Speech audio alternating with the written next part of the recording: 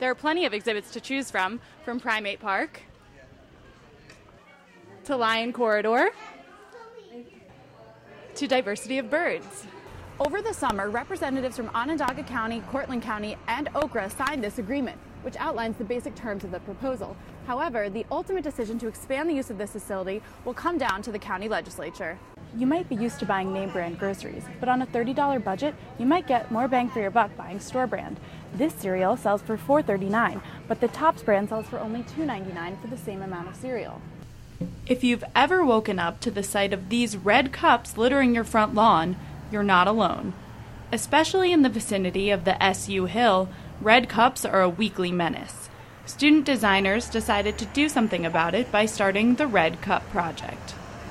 For 2 weeks, every Sunday, we went all along Euclid, Ackerman, Clarendon. Pretty much we just followed where we could see red cups, which was everywhere. Picked them all up, and it came to a total of around 2,000 cups. The designers then washed the cups and turned them into an installation on the very street corners where the cups were originally found. One of the designers, Vin Vo, says the installation has gotten people talking. We did have some people from the community come up to us and say, this is great. This addresses the littering that happens post-parties that residents have to deal with who live here. So we're just hoping other people take initiatives and use this as inspiration. I mean, seeing your lawn littered every weekend, I don't think anyone would necessarily want, especially if you're not involved and you're kind of like, but I think that's why we want to do this, because we want to have a dialogue. And residents did take notice. We got a lot of thank yous. And as for the people passing by, organizers are asking people to take a walk through their own trash to see just how much of it there really is after just 2 weekends. According to the designers, one of the biggest problems is that these cups are not recyclable in Syracuse. So even when people try to do the right thing by throwing them in the recycling bin, they still end up in landfills. But these cups won't meet that fate this time. It's going to Ithaca because you can't recycle it here. You have to transport it somewhere else. Meet the Liu family. Originally from Burma, now Myanmar, they fled to Thailand to escape violent conflicts. They lived in camps on the border until 7 years ago. That's when they came to America. Why did you want to come here? Because America has freedom.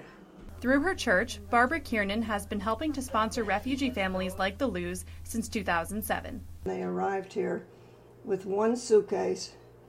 It took them 3 or 4 days to get here. They were exhausted and, of course, spoke no English. Religious groups like the Lutheran Church here in Fayetteville pair up their members with refugee families who need sponsors. Sponsors can then provide a variety of help, such as donating clothes, school supplies, or even tutoring in English. We'd go and help once a week at least and try to help them with their homework and have them read. And but it's very difficult.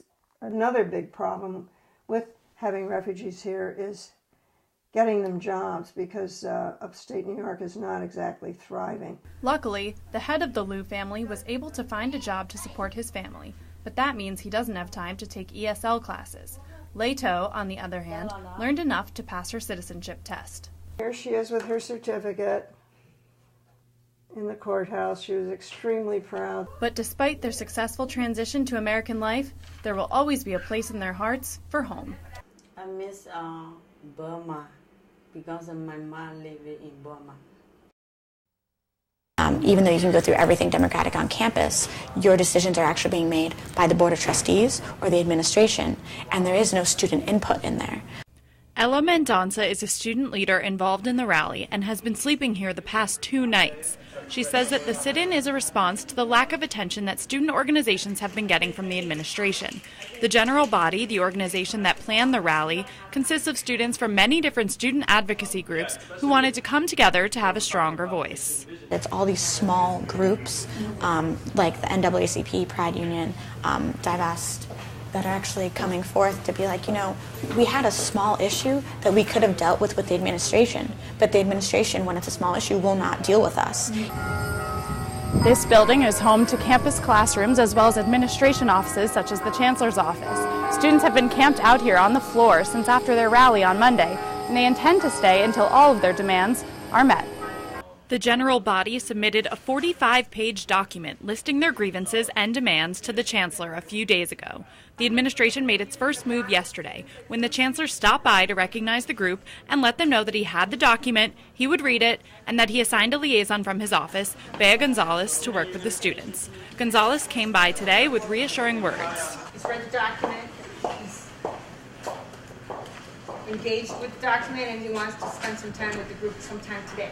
Several leaders from the group will be meeting with the Chancellor sometime tonight, and they hope to come to a quick resolution. We don't want to be here, but we will if we're forced to, and right now we feel like we're forced to. If the meeting tonight doesn't satisfy the demonstrators, you'll find them camped out again this evening. They say that they are willing to listen and to compromise with the administration. Live in the studio, Amanda Winograd, NCC News. 11 women have died and 62 are hospitalized after sterilization surgery at a government-run health clinic in India. The surgeries took place Saturday, and by Monday, many women were back in the hospital with complications. So far, 4 local health department officials have been suspended in the wake of the deaths and hospitalizations. The family of the only Ebola patient to die in the U.S. has reached a settlement with the hospital that treated him. Thomas Eric Duncan was the Liberian national who died at Texas Health Presbyterian Hospital in Dallas last month, after the hospital initially turned him away. According to their lawyer, Duncan's family hopes that this will be the catalyst for changing the law in Texas to protect emergency room patients from being sent home when they should have been admitted. Human rights experts from all over the world meeting in Geneva heard from the parents of Michael Brown today. Michael Brown Sr. and Leslie McSpadden spoke to a United Nations Committee Against Torture about what happened to their son and the urgency to address racial discrimination everywhere in the world. Financial regulators in both the U.S. and Europe have fined numerous banks a total of $3.1 billion for their role in manipulating foreign exchange markets. The banks include JP Morgan Chase, Citibank, HSBC, UBS, and the Royal Bank of Scotland. Americans across the board are saving more, but there is one generation that is not saving enough. According to a new study, millennials, or people under the age of 35, actually have a negative savings rate. So what's gone wrong?